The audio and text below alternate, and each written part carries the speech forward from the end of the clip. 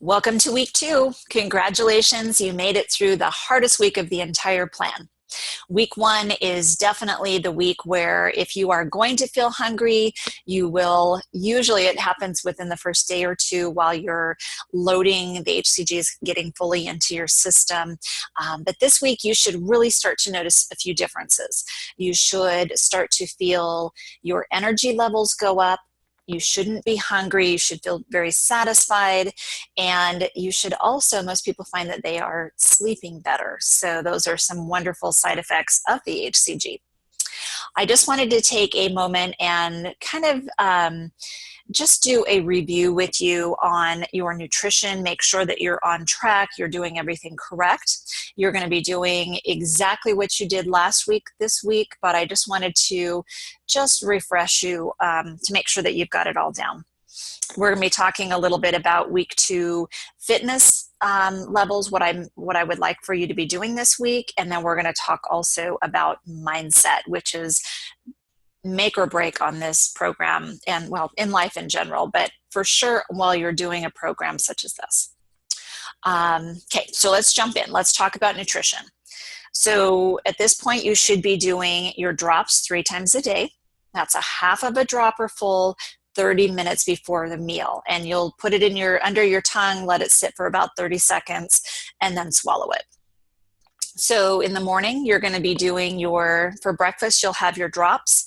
Then you can have coffee with a tablespoon of milk if you need to, and some stevia if that's something that appeals to you. You can have teas. Now, with your tea, be very, very careful that you're reading the back of the label. Some of the herbal teas contain oils, so we don't want that. So be very, very cognizant of what is in there. And then, of course, water is okay all the time. For lunch and dinner, you're going to be doing your drops, waiting 30 minutes, and then you'll be having your 3 to 4 ounces of lean protein and your vegetables off the list. And then your 2 snacks for the day will be fruits. So make sure that they are only the fruits that are on that list. And that is so important, you guys. Even if it seems like something that is a healthy option, I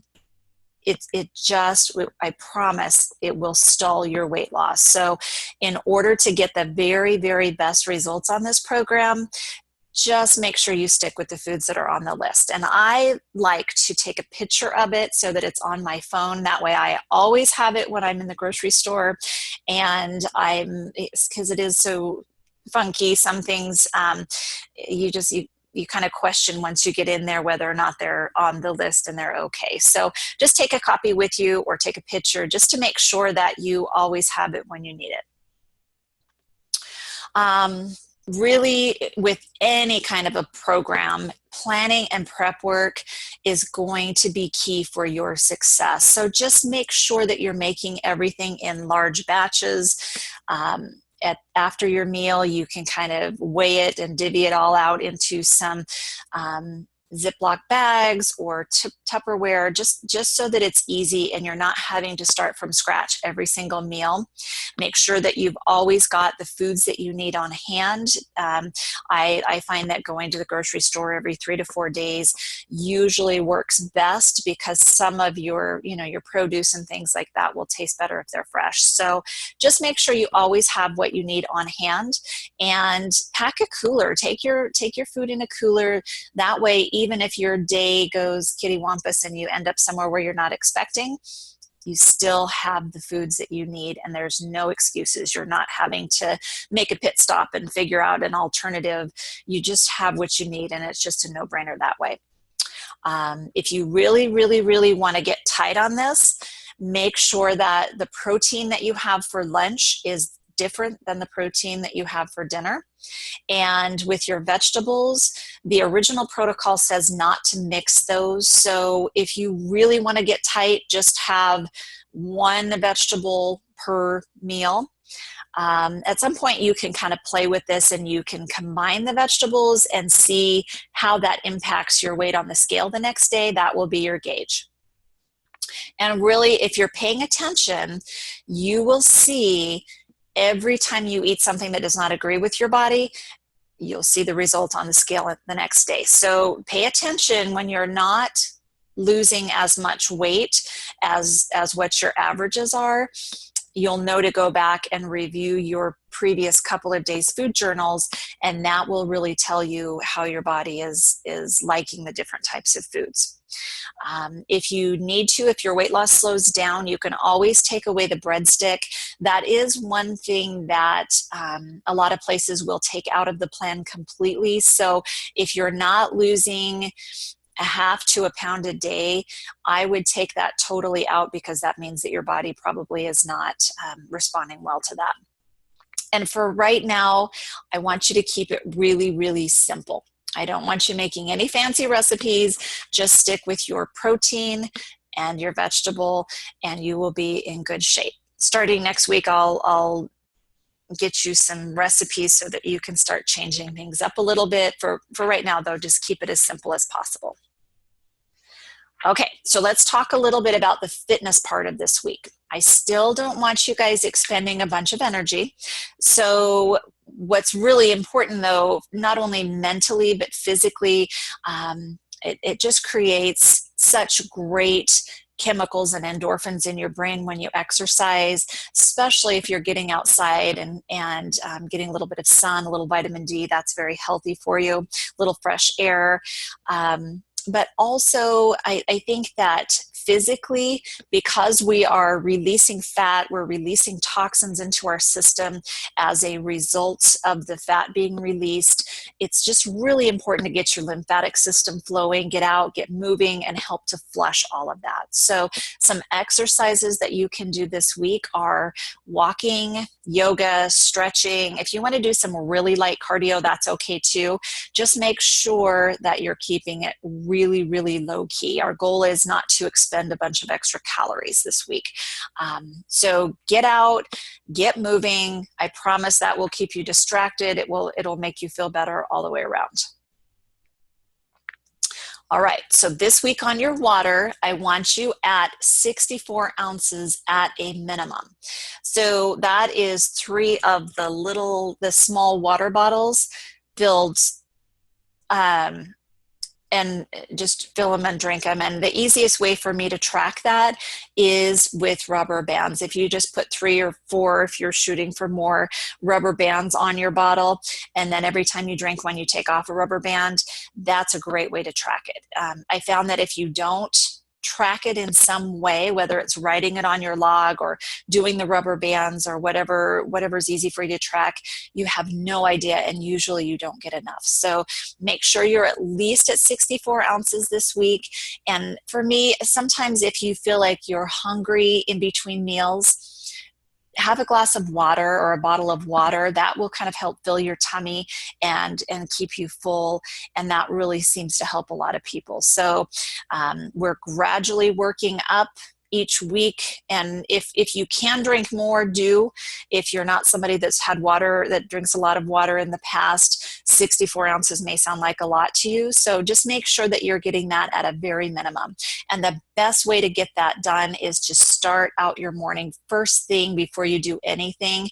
Drink a glass or a bottle of water. And that way you're one down. It's just that much easier. You've already knocked it off your list. But it will really, really, being fully hydrated, it's going to keep you fuller. You're going to be more mentally alert. It's going to help to flush those toxins out of our system.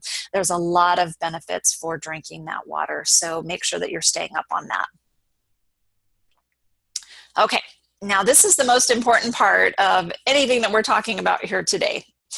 Having the right attitude for weight loss success is critical. And I've got a couple of tips for you today to really help you make this more simple, okay? So if you've had difficulty losing weight in the past, or maybe even you're finding that it's challenging for you now, sometimes you need to work on your attitude. That's super important. And having a positive mindset really is crucial for your success because your beliefs determine your behavior. And that's with everything that you do, but especially with this. The thoughts that you have about yourself, whether they're good or bad, they're very powerful, and ultimately they manifest into your reality. So if you tell yourself that losing weight is too hard and that you'll always be overweight, chances are that will probably be true for you. But imagine the possibilities if you put your mental power and you use it to fuel positive thoughts. How would your beliefs and your behaviors change? And how would that impact your results? I promise it's a big, big deal.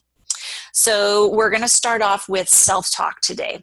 The first step to changing your attitude is changing your self-talk. And we all do this. It's crazy how negative we are and how poorly we talk to ourselves.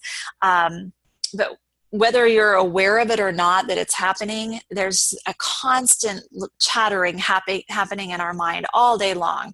And if you leave it unchecked and you're not paying attention, chances are it's negative, and chances are it will completely sabotage your success. So some of the things that may sound like is, I messed up again. I have no self-control. I can't exercise because I'm too lazy or I'm undisciplined. I can't believe I didn't lose weight this week. I might as well give up and just accept the fact that I'll always be overweight. I may be doing well now, but I'll never stick with it long enough to reach my goals. So this kind of negativity will hold you back in achieving your goals. In order to be the healthiest, happiest, best version of yourself, you need to focus on the positive. Focus your thoughts on all of the positive things in your life. So I want you guys to grab a piece of paper, and I want you to answer these questions, okay? The first one is, do you have a negative self-image? Do you say things to yourself like, I'm fat and unattractive? Are you critical when you look in the mirror, or do you avoid looking at yourself altogether or even pictures of yourself? Number two, do you lack belief in yourself? Do you dwell on your past failures or your perceived limits? Or do you doubt your ability to follow through on commitments just because that's been your MO in the past? And number three, do you feel powerless? Do you think and talk about yourself like a failure, and as if it's an excuse, like I'm genetically destined to be overweight? Or do you feel like your situation is not in your control? So I want you to take a look at your responses to those three questions and really look at whether they are constructive or whether they are destructive. It can be really hard for us to let go of sabotaging thought patterns. So, and that's especially if you've internalized them and, you know, you've said them over and over and over again throughout your past. And for those of us that have dieted and failed, those past disappointments really weigh heavily on us, and we kind of gauge our success on that. So I want you guys to really, really focus on letting go of those past dialogues that you're having with yourself and open yourself up to the new, better version of you.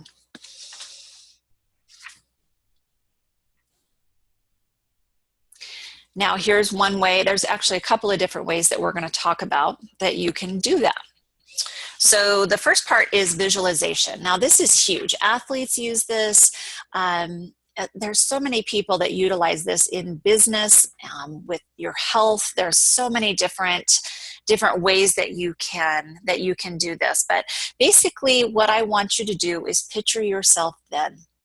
Visualize your future self 6 months or a year down the road, and think about how good you're going to look and feel at your goal weight.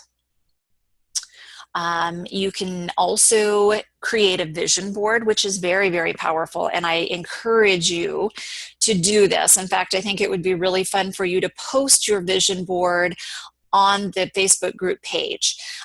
You can either do this actually on a poster board, or there are some apps that you can download on your phone and create a vision board right there. So you can just, you can even do it in a Word document and just, you know, cut and paste pictures that really mean a lot to you. And for a lot of people, this is a great way to change your reality. Just focus on the things that you want in all areas of your life. Another really important or very effective visualization tool is putting up pictures of yourself. Now, these can either be photos in the past that motivate you to change. They may be something that you don't like to look at. Some people are motivated by that, and some people are motivated by maybe a version of you from the past that looked really good and exactly where you want to be, or maybe it could even be another person that's exactly where you want to be. If you put those somewhere like on the fridge or your bathroom mirror, that's a great place that you're going to see them often and have that constant reminder of where you want to go or where you want to get away from. So visualization is really, really important. And when you're visualizing what your future you looks like, the more emotion and feeling you can put around it, the more powerful it's going to be. So if you can really think about what size you're going to be wearing, how you feel, the activities that you're going to be doing, how proud of yourself you feel while you're doing those activities, maybe it's the type of clothes you're wearing, maybe you're in a bikini for the first time in years, or, you know, maybe you're on vacation and you're running on the beach and you haven't been able to do that, or, you know, just whatever you are really trying to create, the more sensations, emotions, and feelings you put around it, the more real you can make it in your mind and really put yourself there, the faster you are going to be in that spot. So visualization is really, really important. Another tool that we can use are affirmations. Positive affirmations can really help you bring your vision into reality as well. Affirmations spoken with authority and belief really help you to align your thoughts and actions with your goals. So here are a couple of tips on how to actually create your affirmations. First off, they should always be written down. And again, you should put a lot of detail. They need to be very, very specific about what you want. They should always be in the present tense. If you really focus on, you know, just to kind of give you an example, let's say that your weight is 160 pounds and you want to be 130. Instead of writing it out as, I want to be 130 pounds, write, I am healthy and fit weighing 130 pounds, or I am full of energy and zest for life at 130 pounds, or at a size 7 jeans, or, you know, just really, really get specific. And also when you're doing your affirmations, just to kind of give you an idea of how this works, and this works with the visualization as well, your subconscious mind does not know the difference between reality and what it's being told or what it sees. That's why hypnosis is so powerful. So the more feeling you can put into both your visualization and your affirmations, the better, the more real it's going to seem to your subconscious mind. And probably the biggest thing is to, I'd like to have people write it, just kind of, once you get it all written out and it's very specific, very detailed, and there is so much emotion around it that it gives you goosebumps, then I want you to take it and summarize it onto a Post-it note or an index card, or more, multiple ones, so that you can put it on your computer screen, in your car, in your purse, on the fridge, on your computer at work. Have them all over the place so that you can constantly be saying over and over and over again what your affirmations are. This is so, so powerful, you guys, to helping you reach your goals. And it feels good. I am a firm believer in manifesting your goals by doing both of these methods. They're just very, very powerful. And two, when you're doing your yoga and you're stretching, you can have this picture in your mind as well. And also, I think it's important you can kind of use it as a mantra. And, I know you can say something to the effect of, I am energized and alive, and I love the way I look. I am energized and alive and love the way I look as you're walking or as you're doing your workouts. Just always have that kind of going on, that positive. The more positive you put in, the less room there is for negative. So that's really, really important.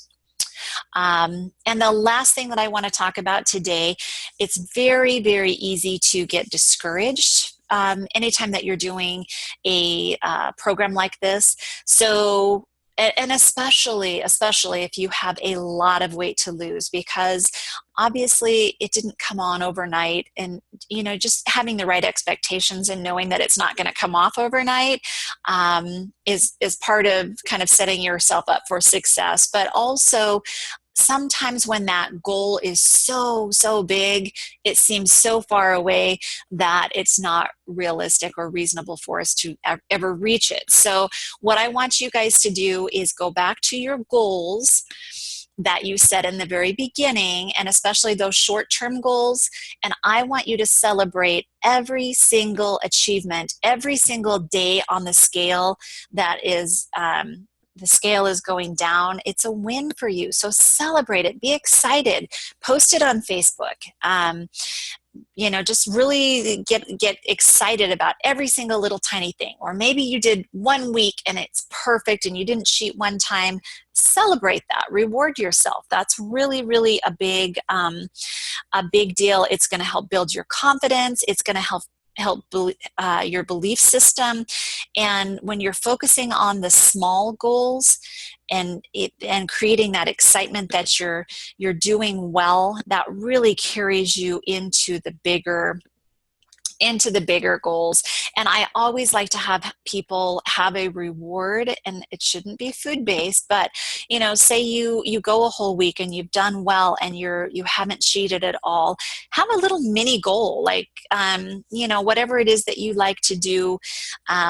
Maybe it's a quiet bubble bath by yourself, or whatever it is to you. If maybe for your first 10 pounds of weight loss, celebrate with a manicure or pedicure, or what, just make it fun. Set some rewards up to really treat yourself and celebrate every single win. And I think the more you have that positive energy around your body, what you're eating, what you're doing, you will find that negative self-talk starts to go away. And really, this will follow you through the rest of your life if you do it right. Just always, always, always find something positive to focus on and to think about. And you'll notice a pretty drastic difference, and the negative things just start to go away the more you find positive in your life. So with that being said, that's all I have for you this week. Congratulations, you are doing awesome.